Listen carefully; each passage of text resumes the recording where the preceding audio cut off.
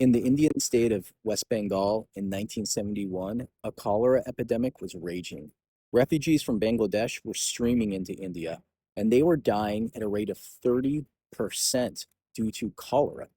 A young doctor at the time named Dilip Mahalanobis was trying to figure out what to do because innocent people were dying all around him. The best treatment at that time was IV saline and antibiotics for cholera because cholera kills you through dehydration. There's a bacterium called Vibrio cholerae that releases a toxin in your intestines, which paralyzes your ability to reabsorb chloride, sodium, and water. So you just flush out watery diarrhea, dehydrate, and your organs rapidly shut down. Well, India was mobilizing all the resources it could, but it didn't have enough IV saline to keep everyone alive. So Dr. Mahalanobis had read a report in the peer-reviewed literature that says if you mix some salt with sugar in water, you can rehydrate the body through a different transporter in the gut that is not connected to this transporter that's paralyzed by cholera. So he mixes up some salt, some sugar, and some water, and he feeds it to an infant, and the infant rehydrates and survives.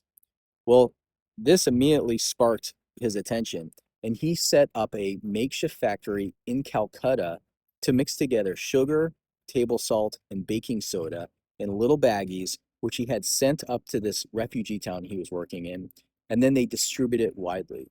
And at the end of the epidemic, he had dropped the death rate from 30% to 1% by just mixing up a salty, sugary solution.